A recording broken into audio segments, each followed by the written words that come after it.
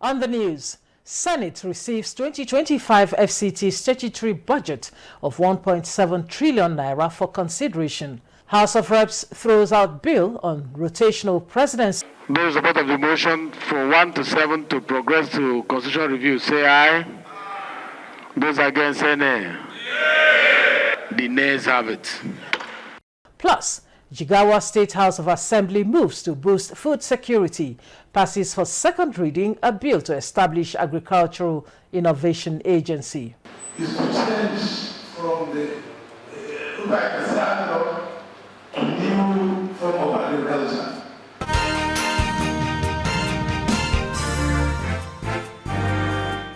Hello there, I am Stella Inamiti. Welcome to NTA Parliamentary News. Senate has passed for second reading the 2025 statutory budget bill of the FCT totaling 1.7 trillion naira. President of the Senate, Godswill Akpabio, at the commencement of plenary Wednesday, read President Tinubu's request to the Senate for the consideration and passage of the proposed budget bill. More than 70%, amounting to 1.2 trillion naira of the budget proposal, is for capital expenditure. The money bill prioritizes completion of ongoing infrastructure projects and provision of effective services to residents of the FCT. The bill has been referred to the Committee on FCT and area councils to report back in 2 weeks. Kogi State House of Assembly has received a supplementary budget of 22.1 billion naira from Governor Ahmed Usman Ododo for consideration and approval. Jacob Sani reports that Speaker of the House, Aliu Umar, presented the governor's request at House plenary. The supplementary budget is to further step up pace for both human and capital developments in Kogi State. Reading the request of Governor Ahmed Usman Ododo, Speaker Aliu Umar Yusuf says the supplementary budget will enhance the safety and security across the state. I hereby apply for the House approval of a supplementary budget of 22 billion 124 million 873,229 naira 004. This is in addition to the initial approved budget of 582 billion 404 million 119,489 naira 004, bringing the total revised budget to 604 billion 528 million 992,708 naira 004 to address the aforementioned factors within the state. The House thereafter committed the budget to House Committee on Appropriations. The committee is expected to report back to the Assembly in the next 2 weeks to enable the House deliberate further on it. Jacob Sani, NT News. The House of Representatives has rejected the second reading of a bill seeking rotational presidency among the 6 geopolitical zones. The constitutional alteration bill sponsored by Deputy Speaker of the House, Benjamin Kalu, failed to scale the hurdle of second reading when it was put to a voice vote on the floor. National Assembly correspondent Mitaire Ikben reports. The House resumes consideration of constitutional alteration bills, and House Leader Julius Ihongiri presents 7 of them for simultaneous consideration for second reading. Lawmakers pick interest on the bill seeking rotation of the office of president among the 6 geopolitical zones, with some argument that it will address perceived marginalization. Especially the minority zones in the region, in Nigeria, which if the presidency of this nation and the vice presidency of this nation is allowed to be struggled in terms of election, they will not have a chance of getting to that climax. The rotation should go down to the governorship in all the states. Mr. Speaker, I believe every zone of the country have people with capacity. Even in this National Assembly, the speakership and the deputy speakership will zone. And if this is entrenched in the Constitution, it will bring justice. Those opposed to the bill insist that it will be restrictive and promote sectionalism. If that geopolitical zone has its own shot, the next one will wait for about 48 years. Regardless of the quality of people we'll have in that zone, this country will lose that opportunity of bringing people that will render public service for this country just because of regional affiliation. In every political parties, there is an arrangement that North will do this term, the South will do this term. So I believe this is something that we must not put in our constitution. Are we going to force parties to actually pick someone from each region? How many parties do we have? Those in support of the motion for 1 to 7 to progress to constitutional review, say aye. Those against, say nay. The nays have it. That rejection also affects 6 other bills for second reading, including a bill seeking to strip INEC of powers to register political parties and another bill to provide for Office of the State Auditors General for local governments and the FCT area councils. In order not to throw away the baby with the bathwater, the House takes a decision. I move that we rescind that decision and the question be put per bill. Let us rescind by tomorrow and take care of all this one after the other.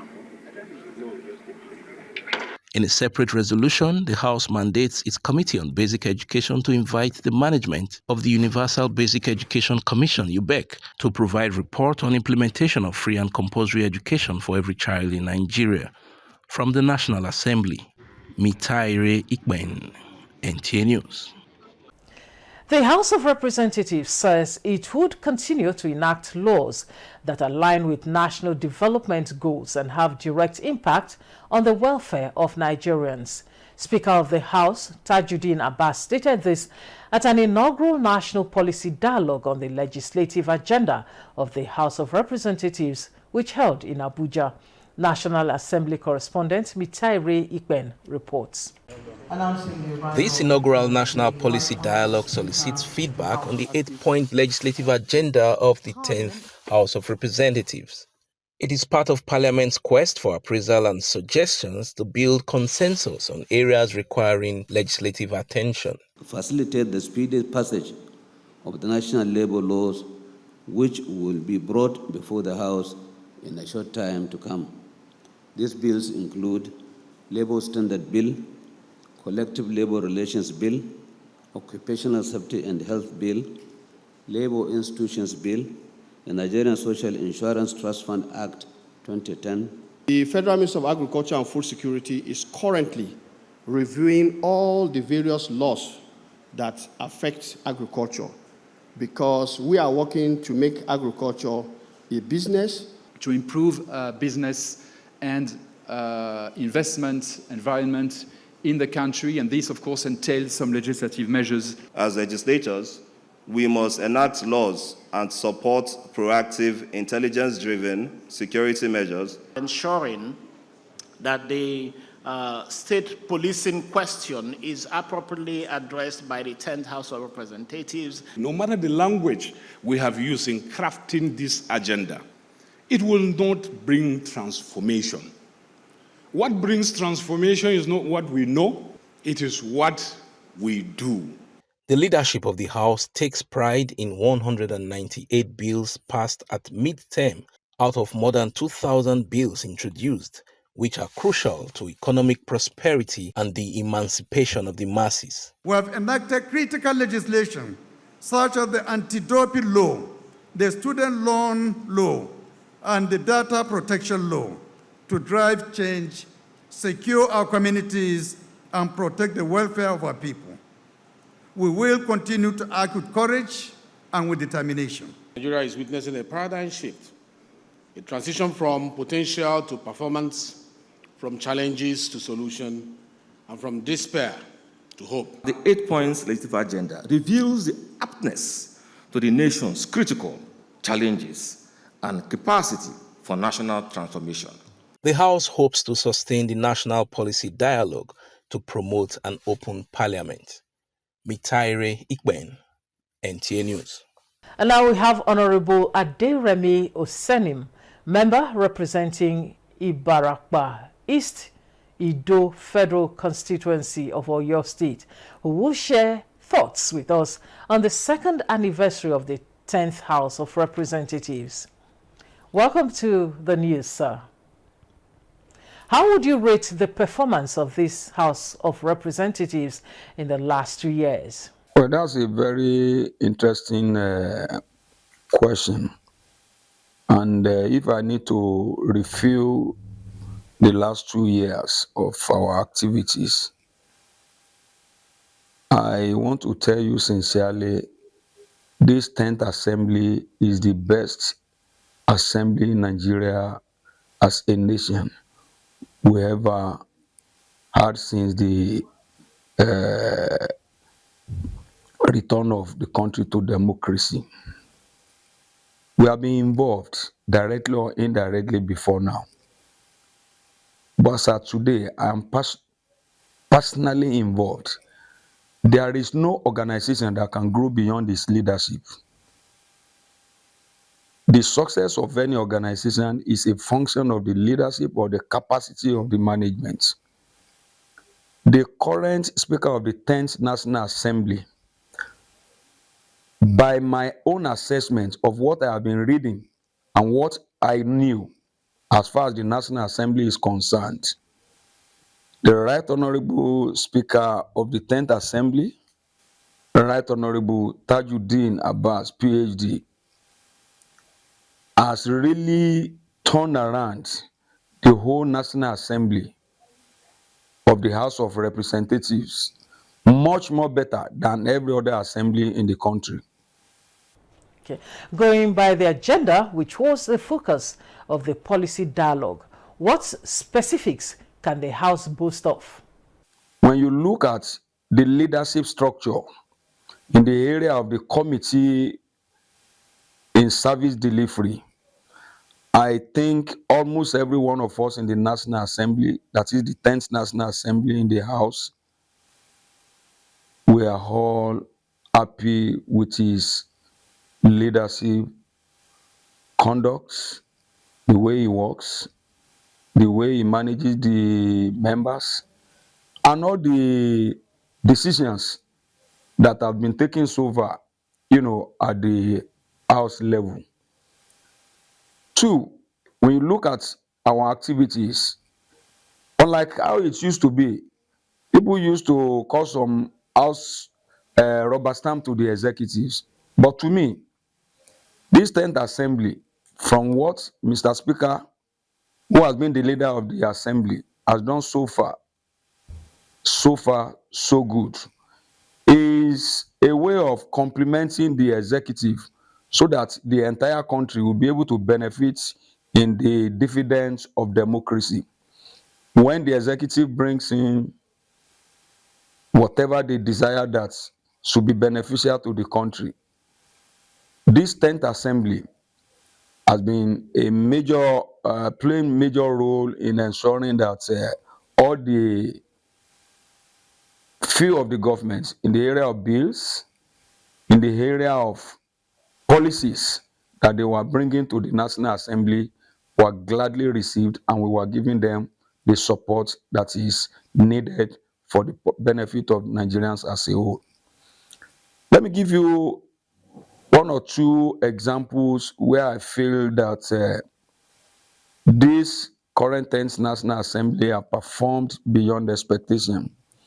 Has to do with student loans. I have never seen any assembly since the return of the country to democracy where you have a government that is so concerned about its citizens because of lack of funds. That's why they couldn't go to education. And the President of the Federal Republic of Nigeria, President Bola Ahmed Tinubu, in his own sincere attitude, brought student loan idea to the National Assembly I can tell you the type of support that that bill received was an unprecedented one. That was a plus. Three, when you look at the area of agriculture that we were talking about too, he brought in the idea of Ministry of Livestock. This was another area where he was just fighting to see what he could do to reduce pressure in the area of food security, because virtually everybody is complaining of no food, the cost of food is escalating. Rural roads are being constructed on a daily basis now, just for them to cushion the effect of all this pressure on the lack of food and lack of, the issue of prosperity everywhere in the area of abundance supply of food has been his major concern. So when this bill was brought to the National Assembly, it was equally giving sufficient support to ensure that livestock is given the rightful place in the affair of the country. Again, when you look at the issue of oil subsidy, when the oil subsidy that Mr. President took very bold steps that the oil subsidy needed to be removed, people thought the National Assembly would be standing as a barrier to stop that decision. Today, we may not, or we might have not gotten what we expect in the area of oil subsidy, but I can tell you, in the next few years to come, everybody, everyone as a Nigerian, you may not like the face of the Mr. President as of today, but I'm sure in the next few years to come, they will all be appreciating the decision that he has taken in the area of oil subsidy. If that subsidy decision was not taken, sir, I wouldn't know what would have become of us as a nation by now, because the resources, benefits, income, opportunities that belong to you and I were only being taken away by only few people in the area of oil and gas industry, pretending that they were supporting and they were assisting the masses. So don't forget, I as a person, I bought 4 liters of petrol. 4 liters of petrol, even when the dollar has not, was not at the level that it is today. We bought it 2,000 naira in this country, black market on the highway.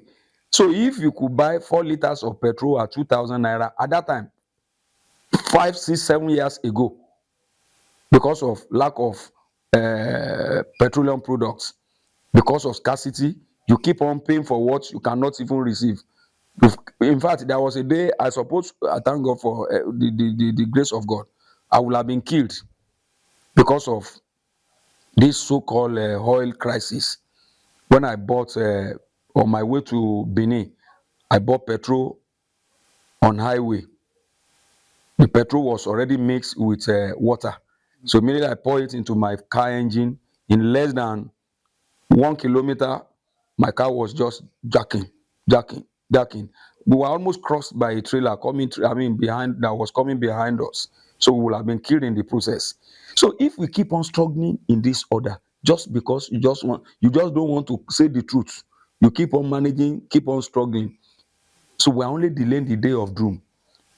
So when this oil subsidy equally came up, National Assembly gave it the desired support that was expected of us as parliamentarian, and that is responsible for where we are today. Again, if I need to keep on telling you one after the other on the policies of the Federal Republic of Nigeria that has to do with National Assembly's activities, where we are giving the desired support, that when you look at it globally, you will be able to discover that, looking back, I cannot see, and I have never seen the type of the leadership that the Speaker and his team, that is the leadership of the National Assembly, are providing for us as a nation. Even in the legislative level, this 10th Assembly will be the first National Assembly where clear and direct training will be provided for all the members of the National Assembly in a way that all of them will be able to implement the essence of their coming to National Assembly for the benefits of the people of their constituency.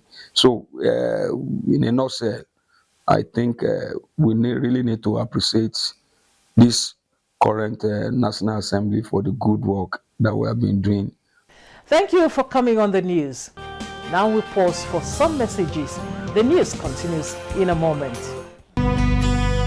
Are you looking for a short channel to make your business, goods and services go viral? Look no further, as NTA Parliament is your short channel. Take advantage of our wider reach and advertise your products and services on NTA Parliament DSTV channel 370, GoTV channel 126, StarTimes channel 306, and Free TV channel 706. For more inquiries, contact the Marketing Department, NTA Parliament, NTA Headquarters Area 11 Garki Abuja, or call these numbers 080-383-40464 or 080-770-78055. NTA Parliament, strengthening Nigeria's democracy. This is NTA Parliamentary News, reaching you from Nigeria's capital city, Abuja. The Senate has adopted a motion urging more military deployment to the northeast to address the resurgence of Boko Haram in the region. This was sequel to a motion from the Senate Chief Whip, Mohammed Taher Mungunu, and the 5 other senators from Borno and Yobe states. National Assembly correspondent Lami Ali reports. The country is experiencing a resurgence of Boko Haram. In the motion, Senator Mungunu recalls recent security breaches across locations, including the attack of this week Monday and Tuesday in Marite and Gajaram. That the state sect has resorted to planting improvised explosive devices, IEDs, in strategic areas, which when they explode always result in high casualties and obstruct vehicular movement. Yes, our security are trying, but we are calling on the security apparatus to maybe change the tactics or the plan. Senate urges provision of modern technology to effectively tackle the upsurge. In another motion sponsored by the Deputy President of the Senate, Barrow Jibrin, Senate adopted the call for the representation of local government areas and FCT area councils as the Federal Allocation Committee meetings to protect their interests. The Supreme Court has also pronounced to the effect that paying the local government councils through the states or the federation has not worked. Therefore, justice demands that local government councils' allocations from the federation account should henceforth be paid directly to local government councils. Communicate this resolution to the Honorable Minister of Finance and Coordinating Minister of the Economy as the Chairman of FAC for its urgent information and necessary action. Senate has passed the bill to establish Nigeria Police University of Science and Technology in Ogun State and the Federal University of Agriculture in Kano State, also passed with the Southwest, South-South and North-Central Commission Acts amendment bills. This is to bring them in tandem with those of other development commissions. A bill seeking the establishment of Federal University of Technology and Vocational Studies, Yaba, in Lagos State, sponsored by Senate Leader Okweyemi Bamidele, passed second reading. If Nigeria, as planned, should aim to become one of the world 20 leading economies of the world in this 21st century, we must be ready to adjust and position our educational institutions so that its products are geared towards technological challenges inherent in such projections. Meanwhile, Senators Adamu Aleru, representing Kebbi Central, Yahya Abdullahi of Kebbi North Senatorial District, and Garba Medoki from Kebbi South Senatorial Zone defected from the People's Democratic Party, PDP, to the All Progressives Congress, APC. Their defection brings to 68 the number of APC senators in the Red Chamber. From the National Assembly, Lami Ali, NTA News. And from the northwest Nigeria, Ibrahim Sani reports that the Jigawa State House of Assembly has taken a major step towards revolutionizing agriculture in the state. This is evident with the unanimous support for a bill seeking to establish the Jigawa State Agricultural Transformation Agency, which has passed second reading. Lawmakers say the move will drive modernization, enhance food security, and position the state as a leader in agricultural innovation. Although Jigawa State already established agencies aimed at advancing agricultural productivity, the introduction of a dedicated agricultural transformation agency is seen by many members of the Assembly as both timely and necessary. As highlighted, the agency seeks to address the pressing need for modernization in agricultural practices with a particular focus on integrating innovative technologies. The relevance of this agency is further emphasized by the increasing demand for efficient food production systems in the face of a growing population and changing climatic conditions. Leading the discussion surrounding the bill, member representing Kogama constituency, Sani Isiaku Zabran, praised the state's foresight in initiating such a transformative bill. Our honorable colleague recalled that if this bill is passed into, it will benefit Jigawa because of the improved variety and productivity of agricultural products.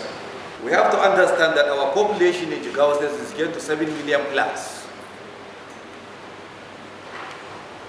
And we have to understand that Jigawa State is 101% an agrarian state. And we have to understand that now we have to move to mechanized agriculture in order to feed the nation. We should go beyond thinking of feeding only Jigawa, but now we should go beyond thinking of feeding the whole Nigeria. And I believe, my honorable speaker and my dear colleagues, if this agency is well established in Jigawa State, the sky will be our limit. The agency is expected to serve as a conduit for effective policy formulation and implementation, providing a structured approach to tackling the agricultural challenge that the state has faced over the years. Is to change from the to new form of agriculture. This agency, as the government will provide all the agricultural process to be mechanized. The farm will now be mechanized farming. They unanimously agreed that Jigawa State stands to benefit immensely from the establishment of a dedicated agricultural body that focuses on transformation and modernization by channeling efforts towards integrating new technologies, improving infrastructure, and providing necessary training for farmers. The agency, they said, could potentially revolutionize the agricultural landscape in Jigawa State, making it one of the leading states in agricultural productivity in the country. In Dutse, Ibrahim Sani, NTA News. And that's the size of our bulletin at this time. Remember to follow our social media handles displayed on the screen. I am Stella Inamiti. Have a good evening.